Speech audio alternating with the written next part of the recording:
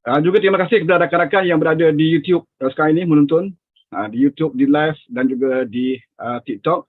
Buat permulaan saya akan bertanya sikit lah dengan Zuna dan juga Aflin. Kemudian kita akan buka kepada rakan-rakan kita di TikTok ataupun di YouTube. Kalau di TikTok mereka boleh naik lah, mungkin beberapa orang kita naikkan dan kita akan gele-gele lah untuk mereka bertanyakan soalan. Semuanya berkaitan dengan filem Anwar Untold Story. Filem Anwar Untold Story ini adalah diarahkan oleh Viva Westi. Pelakonnya Farid Kamil memegang watak sebagai Anwar Ibrahim. Hasnul Rahmat memegang watak Tun. Acha Safitriasa memegang watak Dr. Datin Siwa Azizah. Dan Pete Pagau, ini bapa Anwar Ibrahim, memegang watak bapa Anwar Ibrahim, dan juga Dewi Irawan memegang watak sebagai Ibu Anwar. Okey, dan banyak lagi lah pelakon lain yang popular dalam filem tu, termasuk juga memegang watak Daim. Saya tak tahu siapa memegang watak Daim.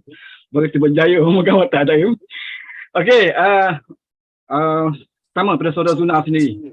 Filem tu telah pun bermula ditayangkan di Pawagam bermula pada 14 Mei yang lalu, dan saya telah pun menontonnya 2 kali termasuk tayangan perdana. 2 kali tak cukup, rasa akan pergi lagi sekali. Dan ada rakan kita dekat TikTok ni, dia dah tengok 8 kali Zuna. 8 kali. Wow, terima kasih. 8 kali dia bawa kawan-kawan dia yang berasingan. Begitu dia teruja dan begitu berminat dengan filem tersebut. Okey, saya nak tanya dengan Zuna, bila mula-mulanya Zuna timbul idea nak buat filem ni? Idea timbul nak buat filem ni. Alright, terima kasih Wan. Pertama sekali ya, saya nak explain ni, banyak orang duk kata ni ada uncut story, ada uncut version. Sebenarnya kata yang banyak cerita-cerita saya tak tahu datang dari mana, kata ada 80 minit lagi telah dipotong. Ya. Okey, saya nak bagi penjelasan bahawa itu semua tidak benar. Yang wartawan dalam satu media yang tidak cek betul-betul tersalah tulis. Dia tulis versi asal 180 minit dijadikan 100 minit. Sebenarnya versi asal tu 108, bukan 180 minit. Terbalik. 108 minit dijadikan 100 minit. So ceritanya yang anda tengok ni itulah dia. Tak ada lagi uncut version. Dan kenapa kita potong 8 minit itu? Selepas saja kita buat premier, ada karakter-karakter hidup ya, karakter-karakter yang portray dalam filem itu atas permintaan mereka. Jadi kita terpaksa kita hormatilah orang yang tu, dia kata adegan ni saya rasa terlalu berlebihan atau apa, diminta potong. Jadi tidak ada versi uncut, tidak ada versi asal, tidak ada apa-apa. Yang anda tengok itulah dia versinya. Jadi tolong jangan lagi, saya tak larat jawab soalan versi ni. Orang kata mana 80 minit lagi. Dia memang tidak ada 80 minit. So kesilapan berlaku. Satu ini ialah daripada premier ke panggung ya. Daripada premier tu adalah 108 minit, ke panggung 100 minit. Tapi wartawan pergi tulis premier tu 180 minit dan dipotong ke 100 minit. Jadi memang banyak sangat pemotongannya. Jadi saya nak ulang saya lagi, tidak ada versi itu. Tolong lupakan, jangan lagi tanya soalan. Saya harap penjelasan ini sudah jelas. Tidak ada yang anda tengok itulah versi terakhirnya. Okay. Mengapa tak panjang? Tak puas tengok. Saya sendiri tak puas tengok. Ya, yang panjang ni satu, kita juga berbincangan untuk mulanya nak panjangkan ya. Ni mulanya kita fikir dari segi timing ini, saya rasa ini Afrin pun boleh setuju. Ini pandangan lah, kebanyakan pandangan bahawa filem-filem berat ini kita tidak perlu terlalu dragging ya. Kalau filem berat ni dia boleh jadi dragging. Panjang tu tak semestinya bagus. Kadang-kadang dia drag. Dia orang kata dragging, kalau bila nak habis ni penderitaan gitu kan. Jadi kita berpendapat bahawa filem-filem yang menunjukkan realiti, filem-filem yang ya ada kesedihan, orang menangis, yang akan ada sejarah dan sebagainya, lebih baik kita compactkan saja. Dan berdasarkan juga satu kata-kata popular bahawa makanan kalau sedap tu kita jangan bagi terlalu banyak. Kalau terlalu banyak orang jemu. Dia cepat muak. Cepat muak ya. Saya balik pada soalan pertama tadi. Mula muncul idea nak buat filem ni? Ya, saya muncul sebenarnya kalau nak tengokkan saya antara orang yang banyak mencatat kisah-kisah ini sejak saya jadi wartawan dulu. Tahun 98, tahun 2000 saya memang ada mencatat dan menyimpan kisah-kisah, foto, surat-surat dan apa daripada tahun 98. Dan jadi bila saya lihat ini saya rasa ya ini baguslah untuk dibuat movie ya. Lepas tu collection ini dan akhirnya kebetulan masa itu saya ada peluang bertemu dengan mengenal dengan direkturnya Viva Westi, dan ketika itu sulit sekali nak buat di Malaysia kerana kekangan Datuk Seri Anwar masih lagi belum jadi Perdana Menteri. Jadi saya daripada situlah dia bermula, kita nak jadikan dia sebagai satu filem dan yang nak fokuskan pasal kebanyakannya adalah pasal anti rasuah. Okay. Saya tengok Aflin pun dah menguap. Kita tanya terus kepada Aflin pula. Okey Aflin, sebagai seorang pengarah dan juga pelakon, Aflin saya rasa dah tengok filem ini. Secara umumnya, apakah komen Aflin sebagai pengarah dan juga pelakon terhadap filem ini? Okey, saya ada dua pendapat. Saya mula-mula sekali yang paling, saya bila tengok filem saya tengok dua kali, untuk satu sebagai seorang penonton dan seorang sebagai sekali lagi sebagai filmmaker. Sebagai penonton, cerita ni sangat dia mengejutkan saya pasal banyak perkara yang saya tak sangka diorang akan buat dalam filem ni, dibuat dalam filem ni, dan ianya banyak terkejut. Macam diorang sanggup, diorang buat macam ni, maknanya dia sanggup menunjukkan fakta-fakta pada filmmaker ni punya penulisan yang dia letakkan dalam tu yang agak berani, yang di filem-filem Malaysia memang jarang kita dapat lihat ataupun langsung tak dapat lihat, ataupun kalau dibuat pun akan dipangkah awal-awal oleh censorship board ataupun the powers that be. So ini adalah kali pertama saya dapat menonton, dan masa kejadian ni berlaku, saya pergi ke rumah Datuk Seri Anwar masa dia diambil oleh Special Forces apa benda semua tu. Nanti kejap. Saya stop sekejap. Oh, kamu daripada mana tak Aflin, daripada masa tu lagi dah pergi dah? Informasi lagi. Oh. saya cerita. Saya ni berkawan dengan family Datuk Farid Arifin. Saya tak tahu you ingat tak, dia dulu ex Deputy Minister of Kewangan. Health. Dia adalah sahabat dengan Datuk Seri Anwar. So bila benda tu berlaku, saya pergi ke rumah dia lepas dan I was at the house. But I have no idea what the hell happened. I tak tahu apa benda yang berlaku. Aflin mungkin cakap tak buka mic kat TikTok Aflin. Tak buka mic kat TikTok. Tak, saya pasal kejap kalau saya buka mic nanti kan. Okey, cuba. Boleh. Cuba dengar. Sebab dia dekat TikTok dia bising, dia kata tak dengar suara Aflin. Okey. Dah dengar ke? YouTube okey. Dekat TikTok ya tadi. Ada. Sekarang ni dengar. Okey. Jadi bila perkara tu berlaku, saya tak tahu cerita kenapa dia ditangkap. Dan lepas tu reference saya hanyalah surat khabar. Saya baca daripada surat khabar, because masa ketika tu saya belum dalam politik, saya tak minat politik, saya belum buat benda-benda ni semua. So reference apa yang berlaku adalah di akhbar dan di TV, di berita media aliran utama mass tu lah, yang berita-berita yang keluar di TV3, RTM apa benda semua tu.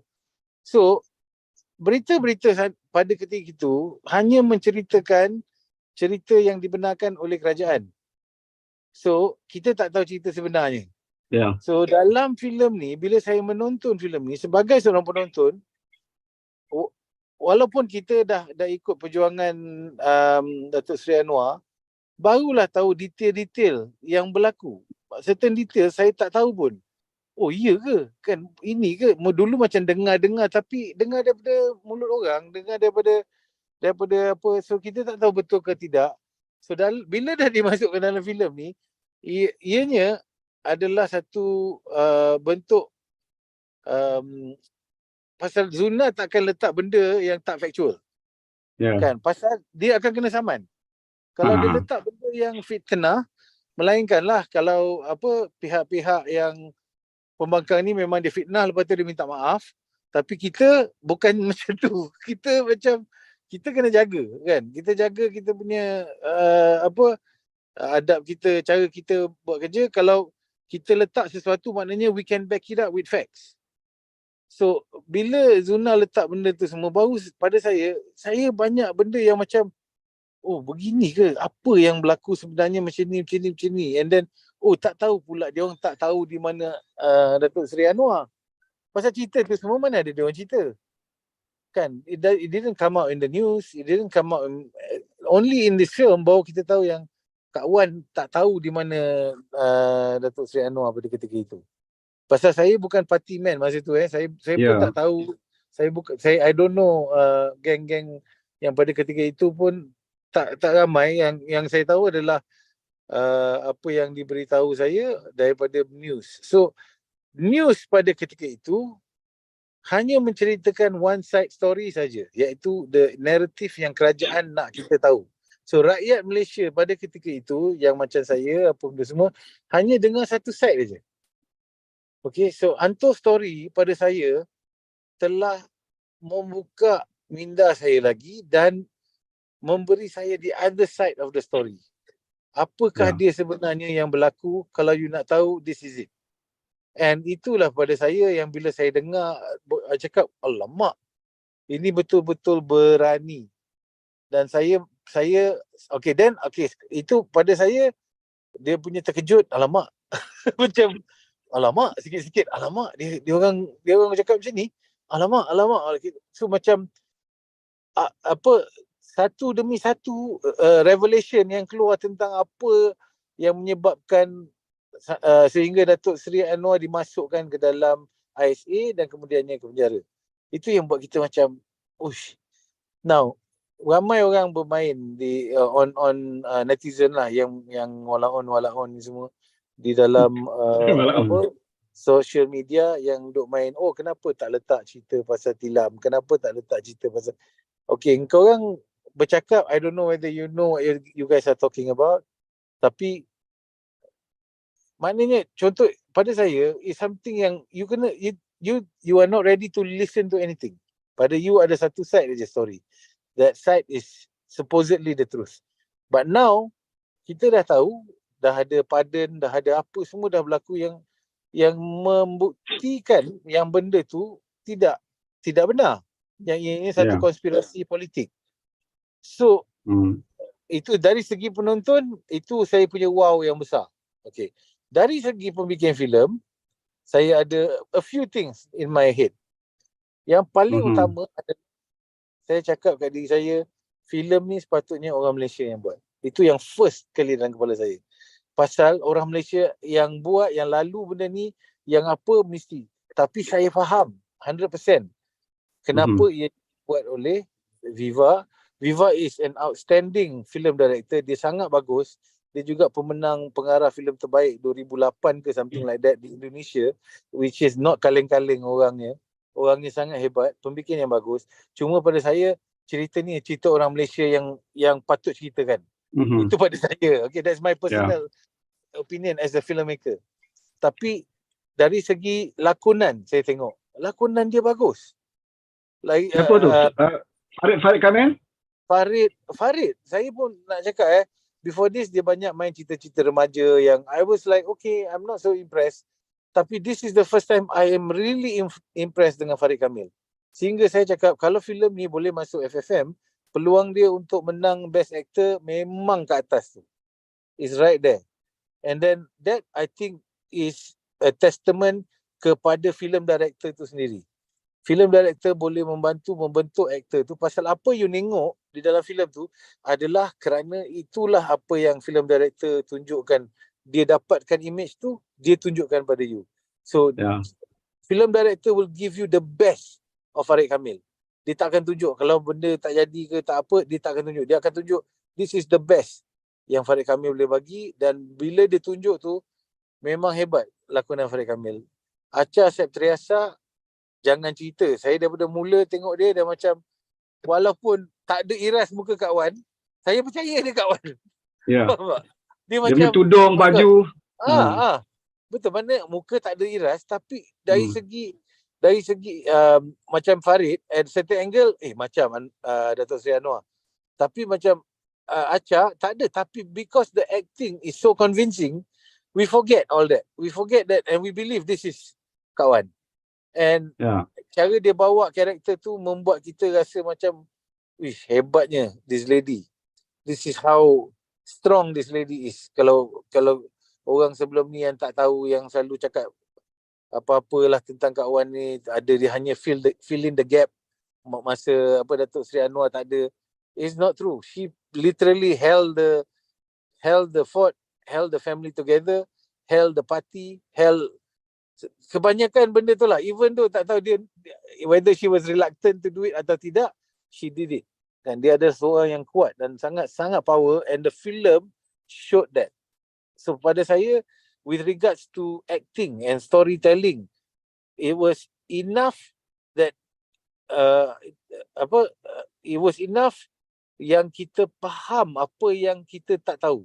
So if Zuna punya point was to tell a story about what was not told tentang hal Datuk Seri Anwar pada ketika itu, memang he fulfill his promise of the untold story. Because itulah dia yang kita tak tahu. Pasal saya punya interview dengan Surat Khabar, saya cakap satu benda. Movie ni tunjukkan pada saya, don't believe everything you read.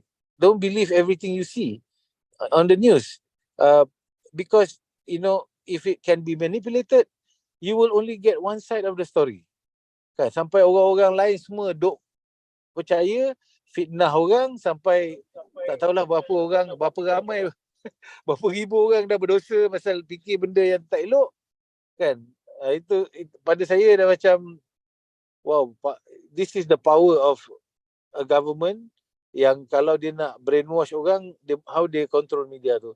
And Zuna being from the media also, I think is a powerful statement by him, stating that dia nak stand for what is right, to bring out the story that he could never tell before in this movie. So pada saya, itu pandangan saya as a filmmaker and as a film viewer, yang penonton. Saya memang suka tengok filem, and for me it was the only thing, macam apa you cakap juga Wan, is rasa pendek, rasa macam tak cukup, but that's the point. The point was, kalau nak tahu the point, the last moment in the movie is when the reformasi started. That is the reason of reformasi. And that one photo, that betul tak Zuna? Am I correct? Yes, betul. Yeah. The instigated. Ya, itu. Lepas gambar itu kita ada pilihan raya 1999. Ya. Setahun selepas itu, dan posternya gambar itu aja. Ya, betul. Ketika itulah sebenarnya, kalau Afrin nak tahu, pada semua orang juga nak tahu, ketika itulah kekangan kerajaan mula goyah sedikit demi sedikit.